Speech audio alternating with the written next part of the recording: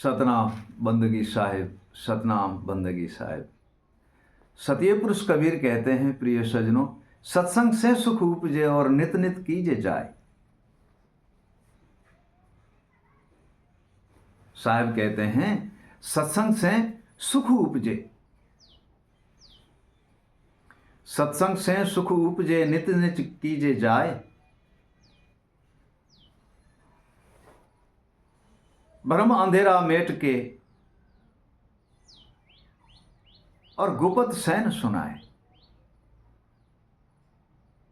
प्रिय सज्जनों, सत्संग से सुख उपजता है।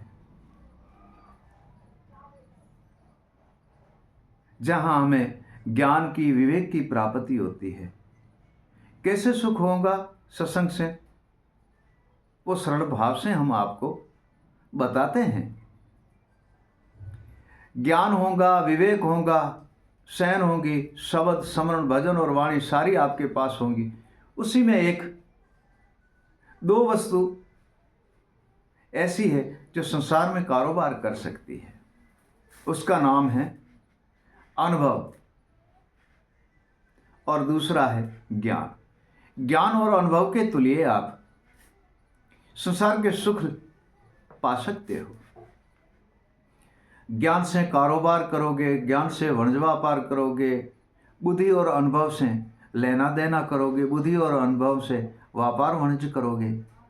तो ज्ञान और अनुभव, ये ज्ञान और अनुभव से जो भी आप काम काज करोगे सर्व ही आपका सिद्ध होगा।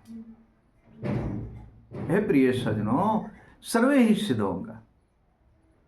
लेना है, देना है, वणज है, व्यापार है, वाड़ी है, खेती है, बाजार है, दुकान है, हाटी है, तथा कोई भी कारोबार करके, हे प्रिय सज्जनों, आप सर्वे ही सुखों की प्राप्ति करोगे।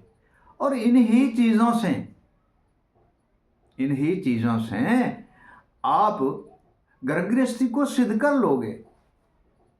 बहन है, बेटी है, माता है, कुटुंब है, कबीला है, वह भी आपके रास्ते पे चल के और अपने सुखों में, आनंद में रहेंगे और सुख में रहेंगे। और दूसरा सुख है परमात्मा का सुख, जो ज्ञान और विवेक, वैराग, शयन और शब्द, इनसे मन, बुद्धि, जीव और आत्मा ये जागृत हो जाती है। यहां भी एक सौदा है जिसे कहते हैं सत नाम का सौदा या सत का सौदा। जब सत का सौदा व्यापार होने लगता है तो अस्त तो वहां से मिट जाता है। सत का जब वाणिज्य व्यापार सौदा होता है तो अस्त वहां से मिट जाता है। क्यों प्रिय सज्जनों? सत्य तो सत्य है और अस्त तो अस्त है। वहां जहां सत का व्यापार हो और सत का लेना देना हो, वहां असत्य कैसे रह सकते? वहां तो सत का ही सिक्का चलेगा, शुभ का ही सिक्का चलेगा, सत का ही सिक्का चलेगा। अशुभ तो वहां ठहर ही नहीं सकते हैं। ये दूसरा फायदा है, जिनसे आपका मन भ्रम के बंधन से मुक्त हो जाता है, सुरता शब्द में लीन हो जाती है और जीव आपका स्मरण में लीन हो जाता है, बुद्धि अनुभव में लीन हो जाती है और आत्मा विवेक में लीन होकर जागृत हो जाती है। प्रिय सज्जनों, आत्मा विवेक में लीन होकर जागृत हो जाती है और आत्मा को हिलाने डुलाने वाला इसी संसार में फिर कोई है नहीं। मन को हिलाने डुलाने वाला इसी संसार में फिर कोई है नहीं। सुरता को हिलाने डुलाने वाला इसी संसार में कोई है नहीं। बुद्धि को हिला डुलाने वाला कोई इसी संसार में है नहीं और जीव को हिलाने डुलाने वाला इसी संसार में कोई है नहीं। तथा हर एक वस्तु का एक गढ़ बना हुआ होता है, एक गढ़ बना हुआ होता है। जैसे किसी नगर का राजा है और प्रजा सारी उनके हाथ में, जैसे राजा कहता है वैसे प्रजा करती है। किसी बस्ती के अंदर मुखिया है, जैसे वह मुखिया कहता है वैसे बस्ती करती है। किसी दुकान का सेठ है, जैसे सेठ कहेगा उसी तरीके से उसका नौकर ही चलेगा। प्रिय सज्जनों, जैसे सेठ कहेगा वैसे नौकर ही चलेगा। और घर की स्त्री है, उसका पति है पुरुष, जैसे पुरुष कहेगा ऐसे पत्नी को चलना है, क्योंकि पति उस घर में राजा है। हट्टी में वो सेठ राजा है, बस्ती में वो मुखिया राजा है। हे प्रिय सज्जनों, राजधानी में राजेश्वर राजा है। जैसे राजेश्वर कहेगा ऐसे तो प्रजा को करना ही पड़ेगा। जैसे राजेश्वर कहेगा ऐसे प्रजा को करना पड़ेगा।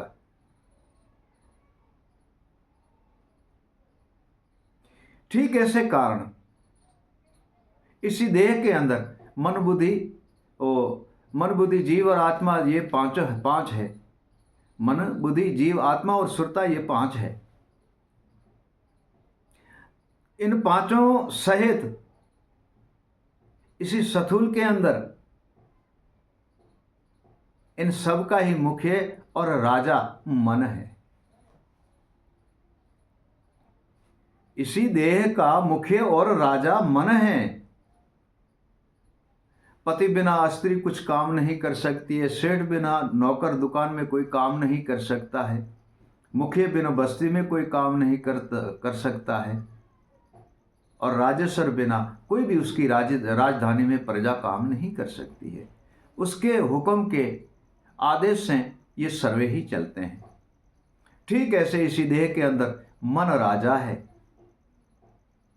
मन से बाहर न सुरता जा सकती है, मन से बाहर न जीवसा जा सकता है, मन से बाहर न बुद्धि जा सकती है, मन से बाहर न आत्मा भी कहीं जा सकती है।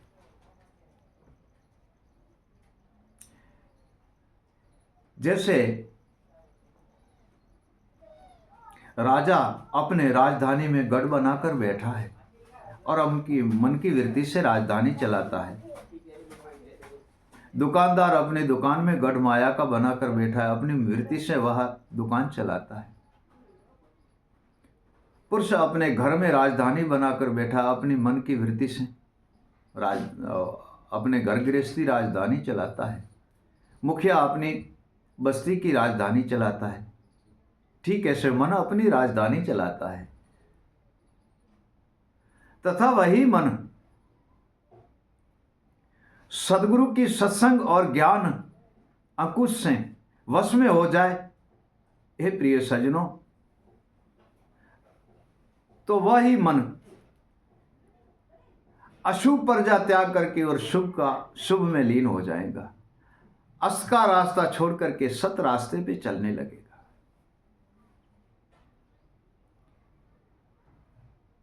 काम क्रोध मद लोभ मोह अहंकार अभिमान हर्ष शोक दुविधा भ्रमणा और कल्पना चंचलता, ये सारी मन की प्रजा है और मन इनके राजा है।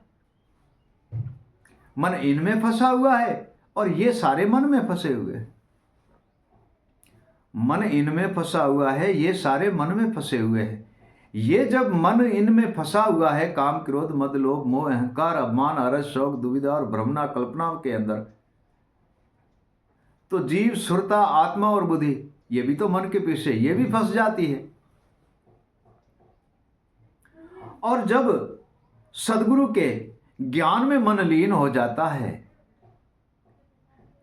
हे प्रिय सज्जनों, तब काम क्रोध मद लोभ मोह अहंकार अभिमान हर्ष शोक दुविधा और भ्रमणा, ये सारा ही मिट जाता है और मन ज्ञान पे दृढ़ रहता है, ज्ञान में लीन हो जाता है। जब मन ज्ञान पे दृढ़ रहता है तो सुरता भी दृढ़ हो जाती है, शब्द में स्मरण में जीव भी दृढ़ हो जाता है, बुद्धि अनुभव में दृढ़ हो जाती है और आत्मा विवेक में दृढ़ हो जाती है। एक खेल, आपने जितना मैंने किला बताया उसमें उनकी राजधानी है, तो ऐसे हमारे देह में मन की राजधानी है। अशुभ राजधानी को सदगुरुदेव मिटा देता है। अशुभ राजधानी को सदगुरुदेव मिटा के और सत पद में लीन करके और सत की राह पे चलाता है। प्रिय सज्जनों, सत की राह पे चलाता है सदगुरुदेव। तब साहेब कहते हैं सर्वे माया मिट गई। साहेब कहते हैं सर्वे माया मिट गई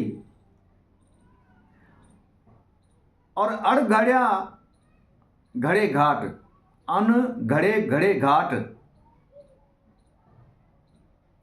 सतपद में अब लीन किया और वो मिटा दी बाट। हे प्रिय सज्जनों, अणघड़ शब्द है, अणघड़ गुरु विवेक है, अणघड़ गुरु ज्ञान है और अणघड़ गुरु की शयन और शब्द है। इनमें जब अनघड़े घाट में लीन हो गए तो ज्ञान के अंदर मन स्थिर हो गया, विवेक में आत्मा स्थिर होगी और स्मरण में जीव और शब्द में सुरता, ये सारे स्थिर हो गए और एक जगह पे किले पे दृढ़ रह गए। और वो जो काम क्रोध मद लोभ वाली जो हाट थी, वाट थी, वह वाट मतलब रास्ता, वह त्याग दिया, वह त्याग दिया और शुभ रास्ते में लीन हो गया। तब साहेब कहते हैं परम तत्व परखाए दिया। सदगुरु साहिब की ऐसी लीला है। साहिब कहते हैं परम तत्व परखाए दिया, कर चेतन होशियारा। परम तत्व परखाए दिया गुरु, कर चेतन होशियारा, सर्वे बंधन से मुक्त किया मोरे सदगुरु दीन दयाला। प्रिय सज्जनों, परम तत्व में सदगुरुदेव फिर लीन कर देते हैं क्योंकि मन दृढ़ हो जाता है। परम तत्व में लीन कर देते हैं और सदगुरु दीन दयाल है जो सर्वे बंधन से मुक्त करके अभिगत पुरुष में लीन करते हैं। ऐसा सदगुरु परोपकारी है। सतनाम बंदगी साहिब, सतनाम बंदगी साहिब।